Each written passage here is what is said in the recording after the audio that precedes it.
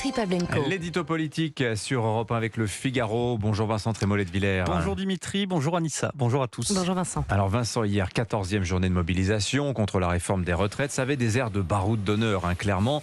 Alors, les décrets d'application de la réforme commencent à être publiés au journal officiel. Alors après 6 mois de bras de fer entre le gouvernement et l'intersyndicale, est-ce que vous pensez, Vincent, qu'on est arrivé au bout de l'histoire ? Ça y ressemble très fortement, oui. À Paris, Rennes, Marseille, sur les places abandonnées, calicots et syndiqués sont de moins en moins nombreux.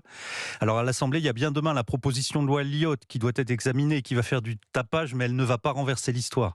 Cette PPL est sur le plan parlementaire ce que cette journée d'hier fut sur le plan de la mobilisation, un combat perdu d'avance. Alors oui, on verra comme à chaque fois des jusqu'au-boutistes, mais la vague est passée. Elle a fait de très gros dégâts, mais elle n'a pas emporté la réforme avec elle.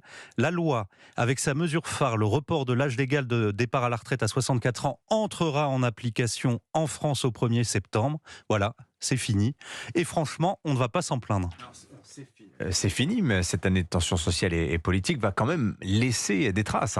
Alors si on fait le bilan calmement, il faut dire d'abord que pour Emmanuel Macron, c'est une performance sans majorité absolue. Le président de la République est parvenu, en usant de toutes les ressources constitutionnelles, à faire adopter sa réforme.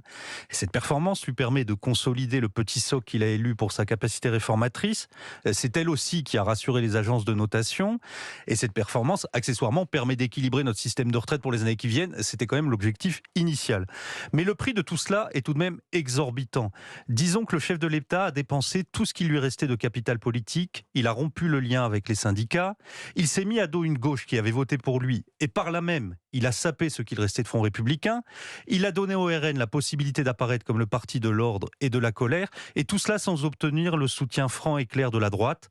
En résumé, il a gagné sur son texte, mais il a beaucoup perdu sur tout le reste. Alors si on regarde les enquêtes d'opinion, Vincent, on voit que le Rassemblement national, qui était absent des cortèges, récolte plus que Jean-Luc Mélenchon, qui lui n'a cessé de manifester.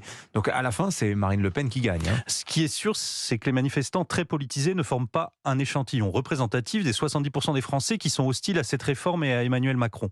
On remarquera par exemple que les cortèges étaient moins importants dans les régions où Marine Le Pen fait ses plus gros scores. On remarquera aussi qu'après 6 mois de mouvement social de gauche, la NUPES n'a pas avancé d'1 pouce dans les sondages. Je crois qu'il faut tirer de cette histoire 2 enseignements qui vont bien au-delà du fétichisme de l'âge, de la question de 62 ou 64 ans. La première leçon, c'est l'hostilité quasi unanime des actifs à cette réforme. Ils ne veulent plus payer pour tout le monde, c'est-à-dire pour les retraités et pour les inactifs. Quand ils entendent qu'on n'arrive pas à recruter mais qu'il faut verser toujours plus d'aide sociale, ils disent stop. Et le coût supposé ou réel de l'immigration compte dans ce ras-le-bol. En 6 mois, Emmanuel Macron s'est mis à dos les actifs. Avec la réforme des retraites, il est devenu le président des retraités. La deuxième leçon, c'est l'impression d'une dépossession démocratique. Il n'y a jamais eu de vote finalement à l'Assemblée sur cette réforme, donc cela restaure le sentiment déclenché après le référendum de 2005, celui d'une démocratie d'apparence, un sentiment profond que toute la câlinothérapie à laquelle se livre le chef de l'État ne parviendra pas à dissiper. C'est dans les urnes que se soldera définitivement cette histoire. Et c'est pour cela que Marine Le Pen n'a jamais manifesté. Son objectif à elle n'était pas de faire reculer le gouvernement sur cette réforme. Son objectif est de faire de son bulletin de vote le bulletin de la revanche. Merci Vincent Trémollet de Villers. L'édito politique sur Europe 1.